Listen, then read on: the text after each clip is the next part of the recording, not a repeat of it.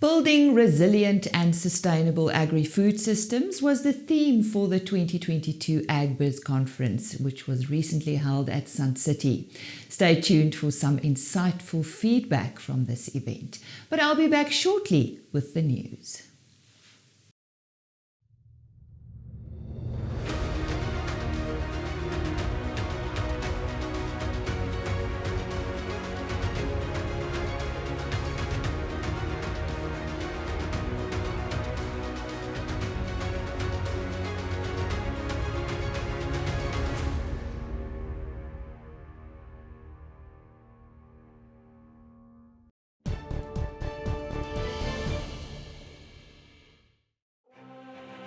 ABE Biotech.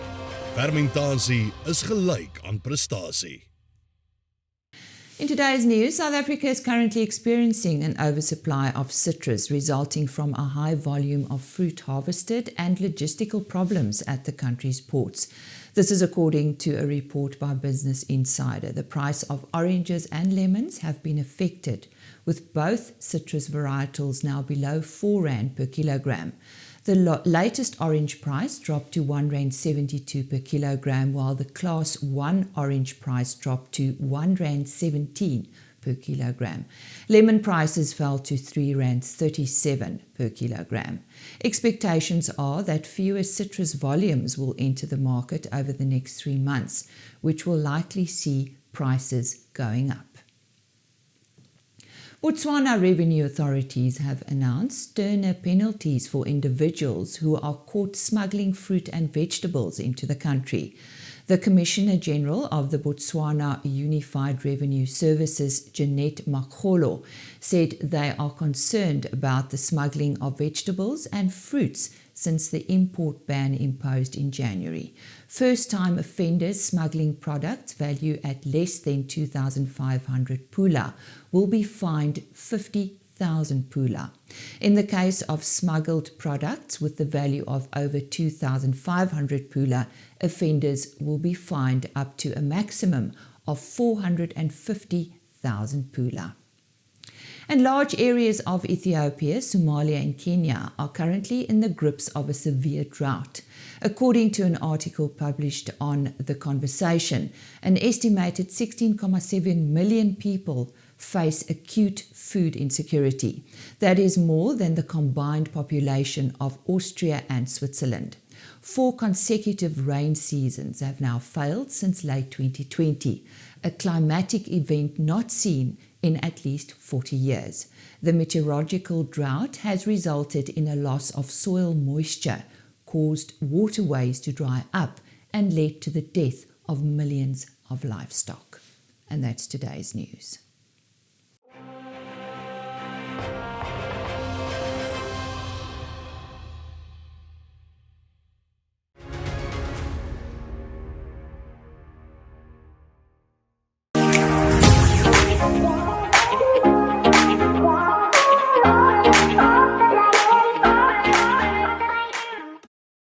Here at Sun City for the 2022 Agbiz conference, and it's definitely going to be one for the books, with various speakers such as Andre de Ruyter, the CEO of Eskom, and Kuben Naidu from the Reserve Bank. It's definitely going to be insightful. So come on, let's see what's happening.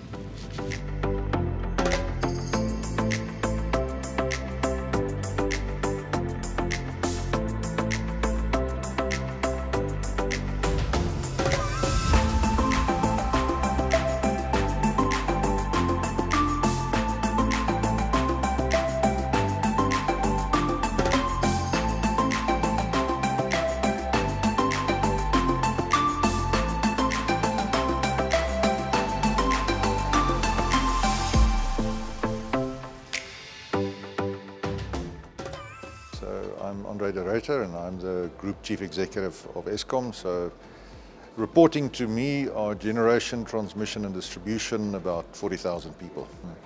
I think it's very important for people to understand what the origins of the electricity crisis are, what can be done to resolve it, but also to emphasize the need for urgent and decisive policy action to be taken in order to turn this crisis into an opportunity. Like most other sectors in South Africa, increasingly agriculture is highly dependent on electricity. It is the lifeblood of any modern industrial economy, and without electricity, obviously the sector cannot grow. And therefore, we look forward to working with farmers and with the agricultural industry to try and resolve the crisis. And we believe that if we collectively advocate what the solutions are, then we have a better chance of making progress in solving this very significant challenge that we've got. So one of the strange consequences of various policy decisions made in the past is that Eskom cannot either buy electricity and it cannot build new power stations. So that constrains our ability to resolve the crisis.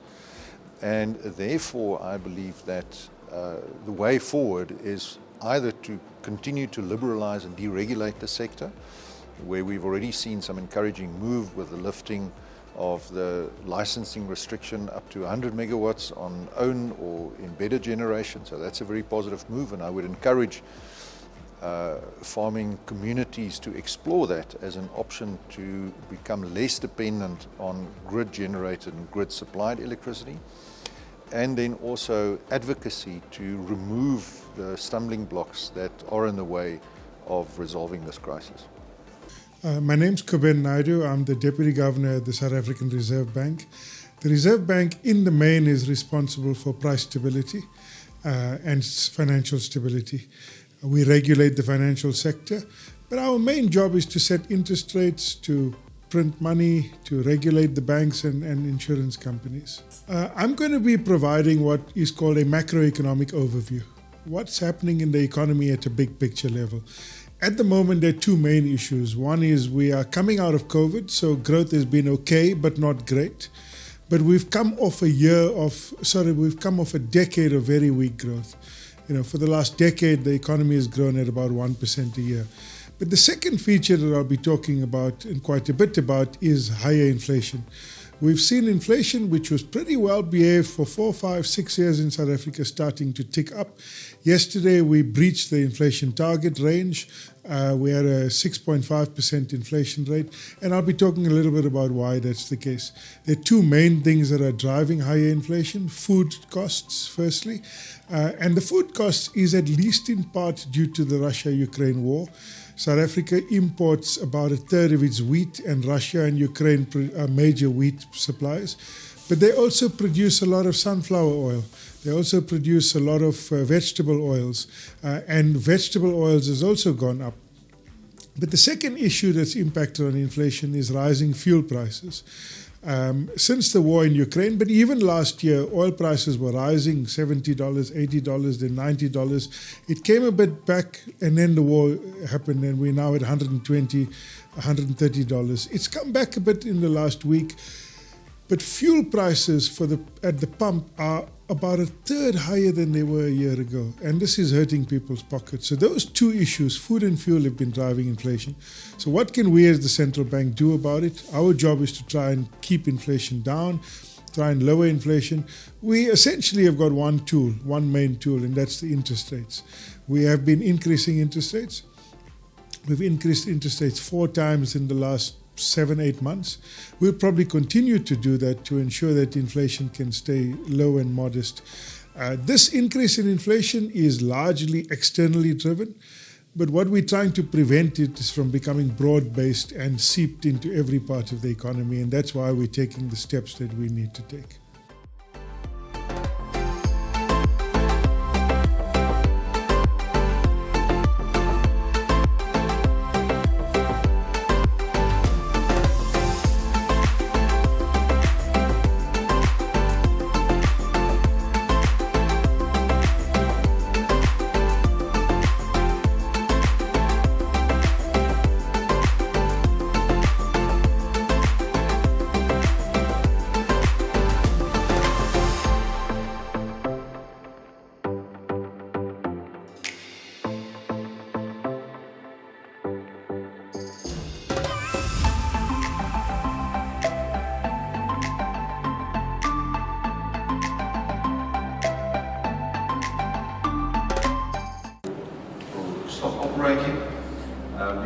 to be installing 100 megawatts of PV, about 150 megawatts of battery storage, 70 megawatts of wind. We're going to put a training facility, very importantly, that we don't only repurpose the power station, but we are also repurposing the people working in the coal value chain.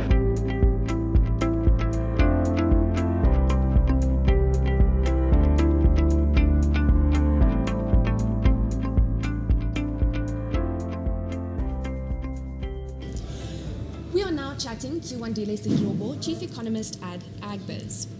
We were in a panel discussion today about ensuring market access, where he was the facilitator of the panel discussion. Wandile, there seems to be a lot of growth in certain areas, but ensuring market access is still an evident problem. There was a lot of mention about lack of trade agreements and domestic support. So what was the key takeaway message from the discussion? Absolutely, Dedre.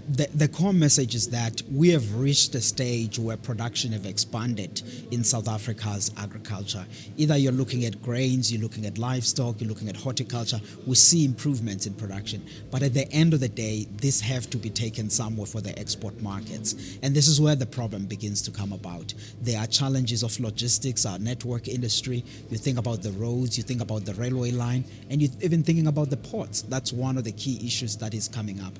But of course, there are other things that are beyond the logistics. When you think about opening up more trade agreements, getting into certain countries that are imposing non-tariff barriers, blocking great South African products from accessing those countries, those are some of the themes that we see coming up in all conversations with the members. So there you have it, a very insightful discussion linking so well to the theme of the Congress.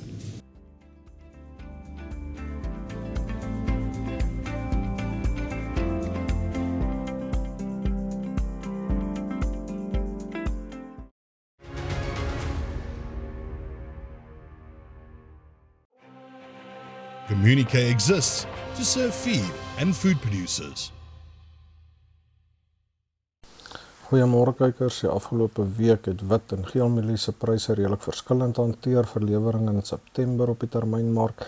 Wit mieliepryse is 0.2% op, terwyl geel mielies 1.2% goedkoper geword het. Koringprys het week op week met 1% in prys toegeneem, terwyl sonneblomme en sojabone onderskeidelik 3.4 en 0.4% duurder geword het. Oliepryse het die afgelope week weer eens verstewig met 1.5%. En die rand het redelik swaar getrek teenoor die vernaamste wisselkoerse weens die aankondiging van fase 6 en selfs moontlike fase 8 beurtkrag. 3.4% teenoor die dollar verloor, 1.9% teenoor die pond en 2.5% swakker teenoor die euro.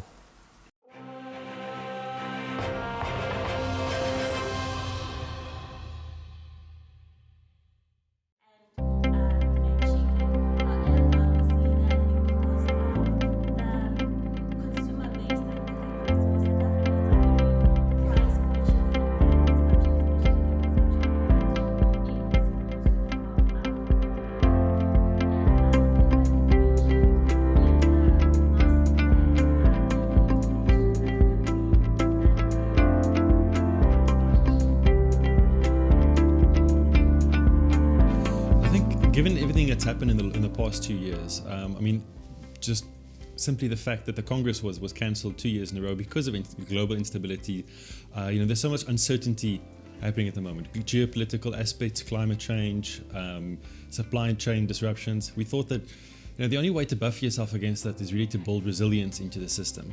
So we did think that given all the uncertainty and how do you manage uncertainty in businesses, the best theme or the most applicable theme probably for the last at least 2 years, potentially even longer than that, is building sustainable and resilient food systems. So we had some great speakers, I do believe, at the Congress, focusing on different elements of sustainability and disruptions that could of course affect your businesses. So we had Mr. Andre de Ruyter, of course the CEO of Eskom, which was fantastic. Cuba Naidu from the Reserve Bank, the Deputy Governor there. Dr. Ramakopa from Infrastructure South Africa. Of course, infrastructure challenges is another big challenge that we are facing. And then, of course, today we had Professor Emil Sekoto from Wits University speaking a little bit about the geopolitical elements and where South Africa should find itself. I think a lot of the key messages that were conveyed, and many of it also came from some of the panel discussions we had where our own members were also involved. And it's how do you navigate through all of these challenges?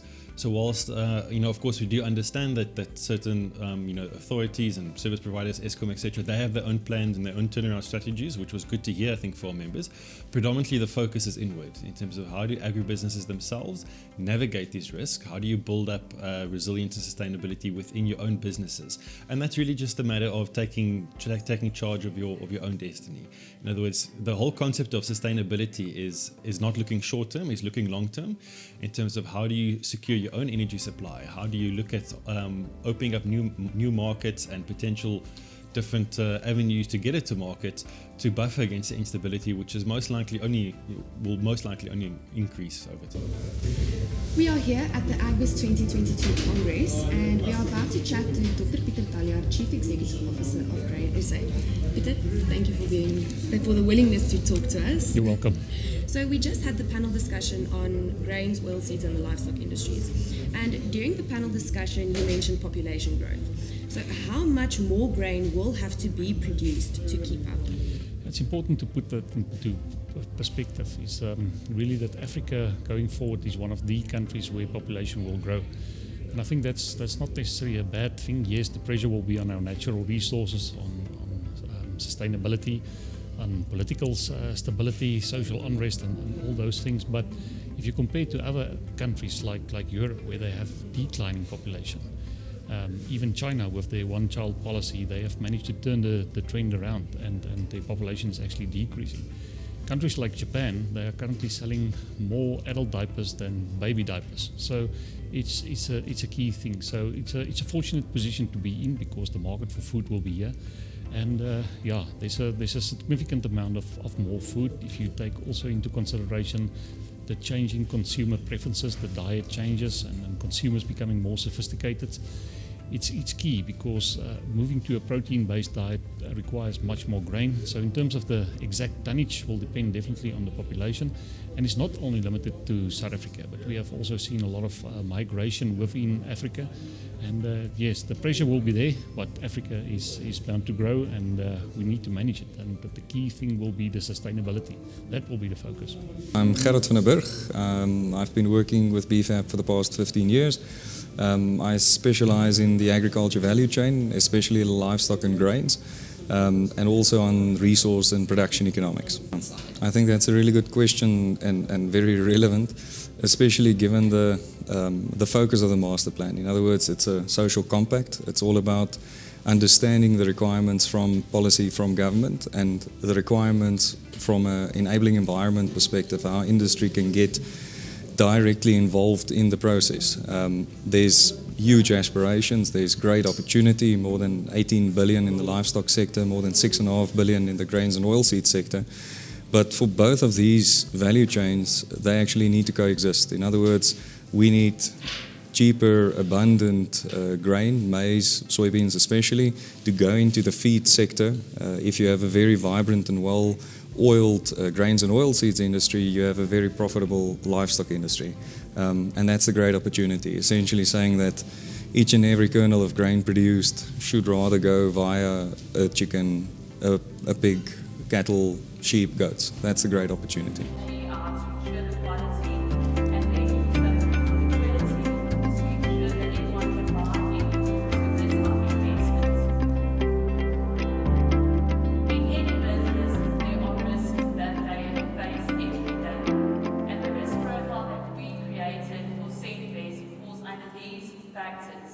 The environmental factor is going to come due to everyone trusting each other. Along with resilience is fragility. That's something we say about these rules so there's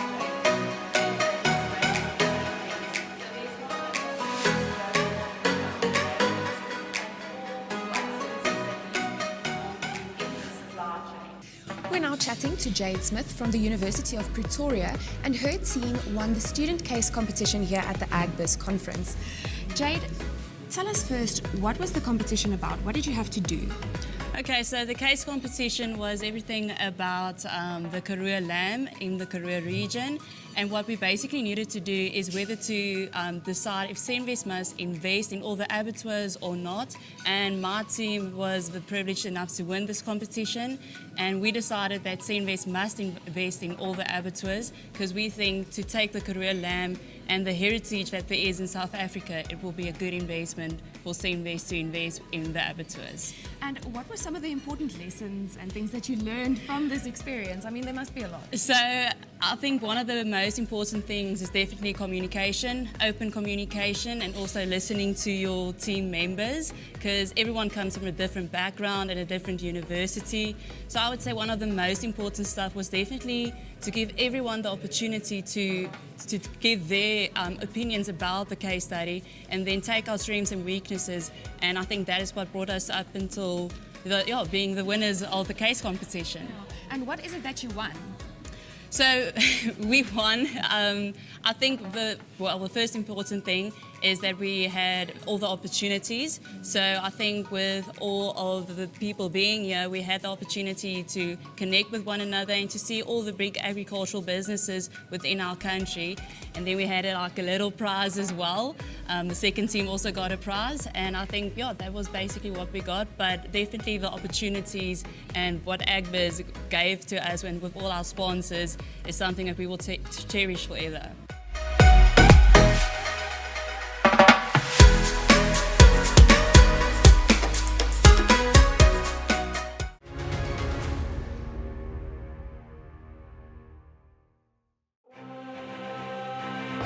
BKB, die betroubare tuiste van landbou.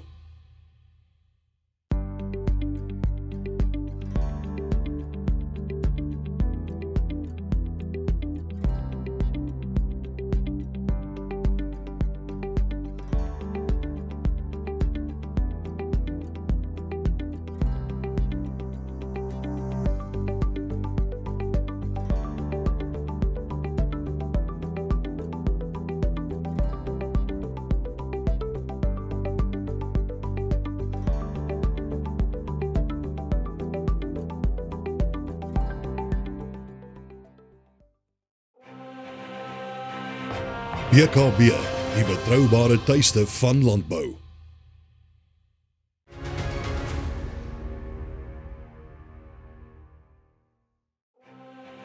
Elanco, we are driven by our vision of food and companionship, enriching life. Goeiemôre en welkom terug aan al die kykers van vandag se Plaas TV-program. Ek is Jean de Villiers van Plaas Media en hiermee volg die opkomende veilings. Ons kop vandag se kalender met Thiele Estates Breffords se 7de produksieveiling af, wat op die 7de Julie op die plaas Skikhoek in die Paul Pietersburg omgewing aangebied sal word. Die aanbod op die veiling sluit 30 topstoetbulle in. Hierdie veiling word aangebied deur OVK met PM Swart as afslaer op die dag. Danview Brahmans hou ook op die 7de Julie hulle jaarlikse produksieveiling op hulle huisplaas Linwood in die Bergville omgewing in KwaZulu-Natal. Die aanbod op die veiling sluit 40 wit en 20 rooi Brahman bulle, sowel as 10 wit en 10 rooi suiwere Brahman verse wat of swaardragtig is of reeds gekalf het in. Die veiling word aangebied deur Brandon Leer Auctioneers met Brandon Leer self as afslaer op die dag. Dan hou Riba Brahmans en Draadmasters hulle produksieveiling op die 12de Julie in die Mooirivier omgewing in KwaZulu-Natal. Die aanbod op die veiling sluit 22 rooi Brahman bulle, 5 Draadmaster bulle, 18 rooi Brahman vroulike diere wat of swaardragtig is of reeds gekalf het, asook 20 kommersiële dragtige verse in. Louko Charolais hou hulle 9de produksieveiling op die 13de Julie by die Vryburg skougronde in die Noordwes provinsie. Die aanbod op die veiling sluit 40 stoetbulle asook top vroulike diere in. Hierdie veiling word aangebied deur Karoo Oes met Teens Visser as afslaer op die dag. Dan hou Syferfontein Bonsmaras hulle 23ste produksieveiling op die 14de Julie. Hierdie veiling word aangebied op die plaas Woodlands in die Vrede distrik en Vleisentraal Ermelo sal die veiling aanbied. Die aanbod op die veiling sluit 70 bulle en 70 vroulike diere in. Dan hou Geland Simmentallers ook op die 14de Julie hulle 14de produksieveiling. Hierdie veiling word deur Karoo Oes op Vlaknek in die Koster distrik aangebied. Steven Matthews is verantwoordelik vir die hamer op die dag. Die aanbod op die veiling sluit 40 bulle asook 40 vroulike diere in. Ons sluit dan die week se kalender op die 16de Julie met die Boeraan Genootskap se nasionale veiling af. Hierdie veiling word deur Vlei Sentraal by die Afridome in Parys aangebied met Johan van der Nest as afslaer op die dag.